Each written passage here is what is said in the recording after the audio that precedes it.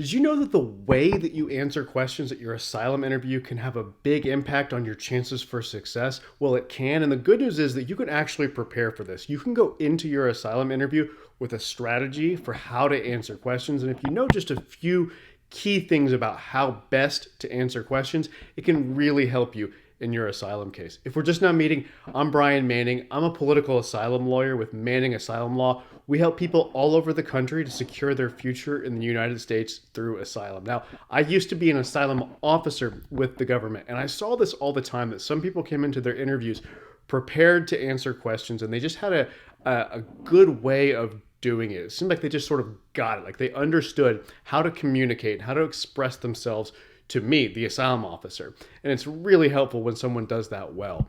And so I wanted to create a special training all about this, just about how to answer questions in your asylum interview. So I did a training and I want to take you now over to my computer so that I can show you this information in a way that I think is going to be most helpful. So here we go.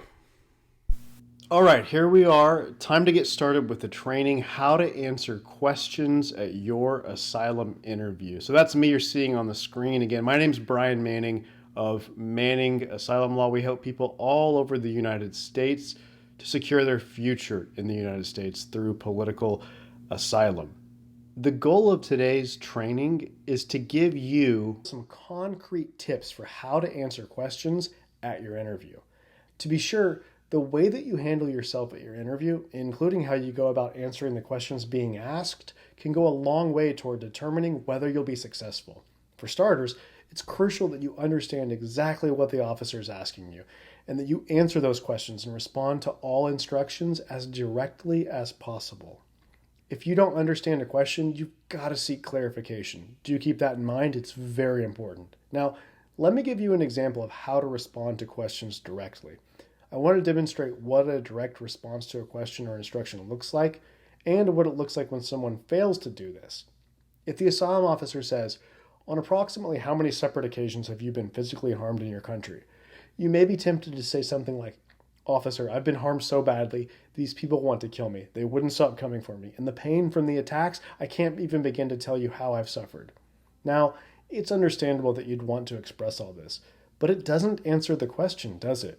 And that's a problem. You see, you want to make the asylum officer's life as easy as possible. You want to give them the information they're asking for while highlighting the most important aspects of your case in deciding exactly which information to offer in responding to questions.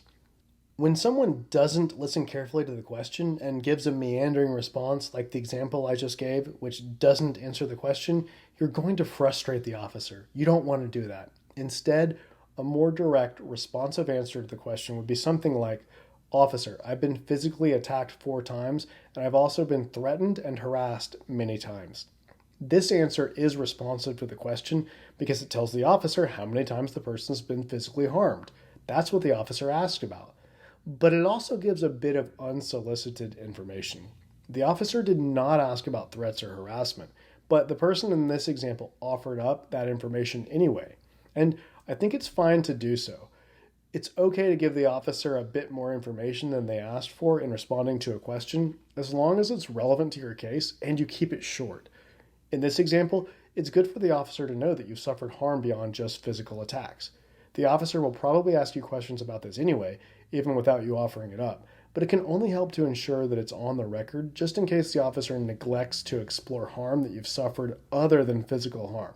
Okay, next up, you should never ever tell the officer something just because you think they want you to say it, or maybe you feel like they expect you to say it.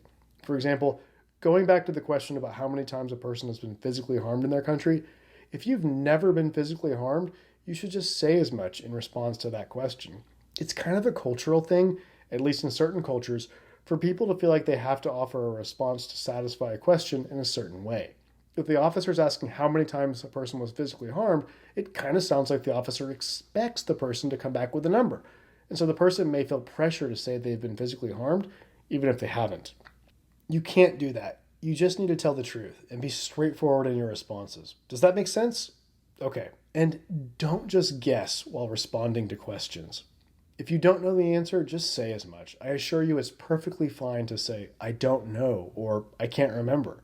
Those are perfectly acceptable answers, and it's much better than just guessing or making something up. But what about cases where you think you know the answer, but you're not positive? Well, you need to express this to the officer. Express that you believe you know the information they're asking for, but you're not positive. Let's go back to our example of being asked about instances of physical harm. If you were attacked, like punched and kicked, on 3 occasions, but then were just shoved, but not really injured or otherwise harmed on 2 additional occasions, you might be unsure how to answer this question. Did the 2 instances of being shoved count as physical harm, such that you would say you've been physically harmed 5 times, or do only the more serious incidents count, so that you would answer with 3? After all, it's tough to know what the officer has in mind when she uses the phrase physical harm. In a situation like this, a good answer might be, I've suffered 3 serious attacks and been shoved on 2 additional occasions.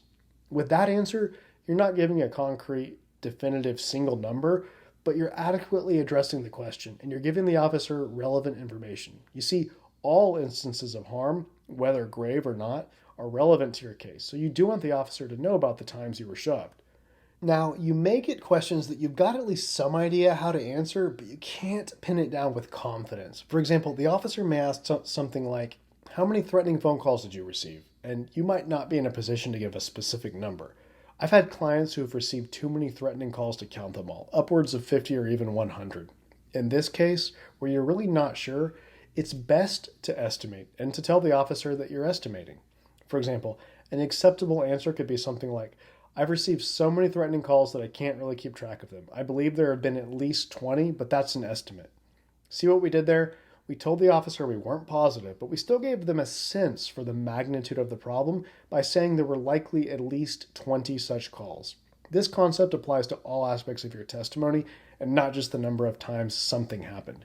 When you believe you know the answer, but you're not positive, you should express this. For example, a question that everyone can expect if they've ever been physically harmed or threatened is, what did they say?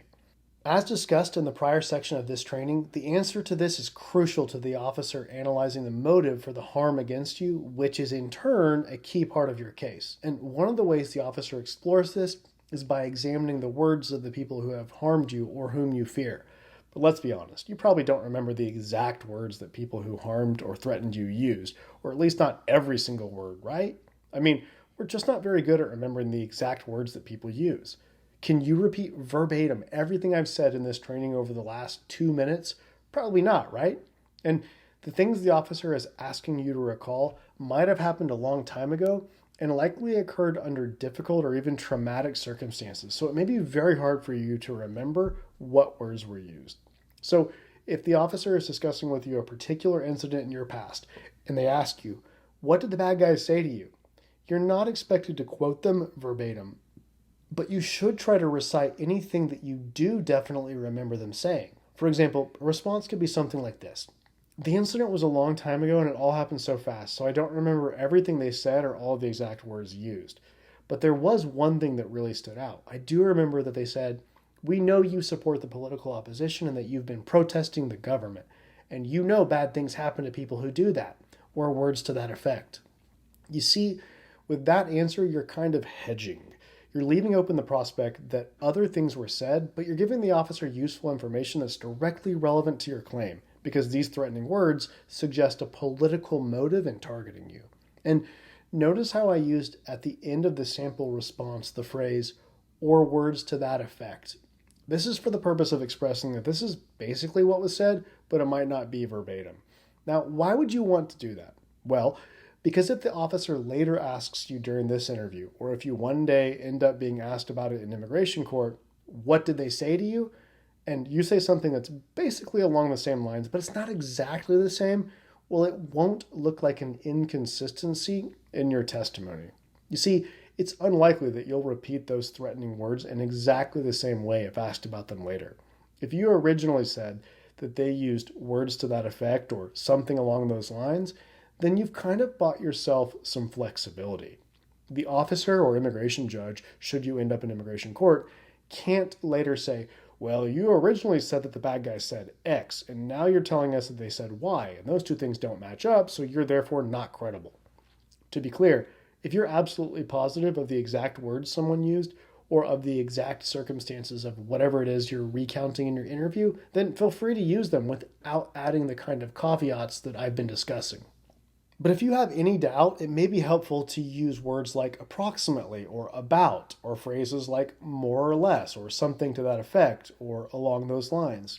These words and phrases provide a bit of flexibility and may reduce the chances that your testimony will be viewed as inconsistent if you later say something or provide information that's not exactly in line with what you originally said. All right, moving on. A very common question when you're describing an incident and you've already told the officer about something the bad guys said is, did they say anything else? Or what else did they say? Asylum officers love to ask this question. Why? A charitable view would be that they really just want to understand your situation, so they're asking for more information that will help with that. But in practice, I've seen asylum officers use this question as a weapon or a trap. What do I mean by that? Well, let me give you an example to show you how this works. Early in your interview, you might tell the officer that the person who threatened you in a phone call said A, B, and C. The officer may ask, did they say anything else? And you might say, no. Similarly, the officer might ask, what else did they say? And in that moment, you might not remember the people saying anything else other than A, B, and C. So you respond to the officer by saying, no, they didn't say anything else, or nothing. But then later in the interview, the officer may say, hey, tell me again what they said to you during that call. And you may say, sure, they said A, B, C, and D. Well, that can be a problem. The officer can say, wait a minute, earlier you said that they said A, B, and C, and I asked if they said anything else, and you said no. But now you're saying something different. Now you're saying that they also said D. When this happens, the officer can consider this to be an inconsistency in your testimony, and it can hurt your case. But you can avoid this trap, or at least soften the blow from it, by hedging when you describe things people said or things that have happened. For example, remember how a couple minutes ago in an example I said, the incident was a long time ago and it all happened so fast, so I don't remember everything they said or all the exact words they used? Well, that's the kind of language that signals that what you're recounting for the officer is what you can remember at that moment, but that there might be more that happened. That way, if the officer later says, wait, but now you're telling me something additional, which you failed to mention earlier, it looks better for you. You've diminished the officer's ability to hold this against you. The same idea applies to other aspects of your testimony beyond just describing what people said or did. For example, if the officer asks how many times someone punched you, and you're not absolutely sure of the answer, saying something like, I'm not positive, but I believe it was at least 10 times, would be better than just throwing out a concrete number and making it sound like that's definitely exactly how many times they hit you. If you think it was around 12 times, and you say, they punched me 12 times, but then later say, or the evidence in your case indicates, that it was in fact 14 times, this could be a problem. But if you had originally said around 10 or approximately 10 or at least 10 times, then you would be okay. Okay, let's talk about the length of your answers. You should keep them short. The officer is overwhelmed with a crushing amount of work, and they want to get through your case as quickly as possible. If you're giving them long-winded answers, you're almost certainly including a lot of information the officer doesn't need, and you're only going to make them dislike you and your case. You've got to listen very carefully to the exact question being asked and answer it directly in a concise, to-the-point manner. If the officer asks, who are you afraid of in your country? You should not respond with, officer, as you may know, my country has endured decades of political turbulence, with each successive administration being worse than the last in their respect for human rights and democracy. It is in this context that my problems arose starting around 2017, when I was first threatened by the secret police, whom I now fear will imprison and torture me. Okay, that's just way too long. Moreover, the asylum officer doesn't need a history lesson about your country. You see, they're almost certainly at least somewhat familiar with conditions in your country, owing to their experience with cases of other people from your country. They do their own research on these issues, exploring what is called country of origin information or country conditions information, which includes things like reports from governments, nonprofit organizations, and media outlets about the situation in your country. You see, and this is a really important point to keep in mind, at your interview, the officer is interested in you and your personal experiences, and much less so in your country. It's tempting to want to ensure that the officer really gets the context back home, but I promise you it's counterproductive to do so. So during your interview, don't try to educate the officer about conditions in your country, except to the extent that it's absolutely necessary for them to understand your case. Okay, so let's return to the question, who are you afraid of in your country? And let me tell you how this could have been answered more appropriately. Remember how our hypothetical applicant gave a rambling answer? Well, it made reference to the secret police. That's who he fears. So an appropriate answer to the question, therefore, would be simply, I fear the secret police. That's it. No need to elaborate. You've answered the question. But speaking of elaboration, let me address here a question I often get. Should you answer a yes-no question with just the word yes or no, or is it a good idea to say a bit more? Now, this may sound like it goes against what I just said about no need to elaborate with regard to the example about who do you fear in your country, but I actually do think it's often helpful to expound a bit where the question is one that's meant to elicit a yes or no answer. For example, if your case is based on political persecution and the officer says, were you a member of a political party in your country? And though you maybe weren't formally a member of one, you supported a party and were very involved with it. For example, you might not have ever signed papers that said you were joining, and you might not have a membership card. But if you went to the political party's meetings and you joined with it for protests and things like that, then you do want the officer to know this. So instead of answering the question, were you a member of a political party in your country, with a simple no, you could consider something like this.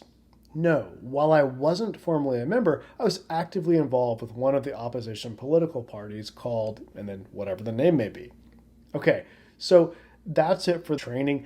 I commend you for staying with me. You must be serious about having the best interview possible, and I appreciate that. That's great. We've covered a lot in this training, so I really do think you'll go into your interview better prepared and more comfortable than you would have had we not spent this time together. But if you want to go even deeper, if you want personalized guidance ahead of your interview, or if you want to consider hiring a lawyer to actually represent you at your credible fear interview, then my team and I would love to talk to you. It starts with a strategy session where we'll discuss your situation and we'll tell you in detail how my law firm might be able to help you. It doesn't matter where you are in the United States. We help people all over the country, and we'll do your strategy session through a video conference, so it doesn't matter if we're not in the same area. So to get that set up, to schedule your strategy session, call us today at 713-909-0401. Once again, that number is 713-909-0401. So call us to set that up, or you can actually schedule it yourself online by going to my website, www.manningasylumlaw.com. You can see it on your screen. I hope you've enjoyed this training as much as I've enjoyed making it for you. Thanks, and I hope to have the chance to support you in your asylum journey.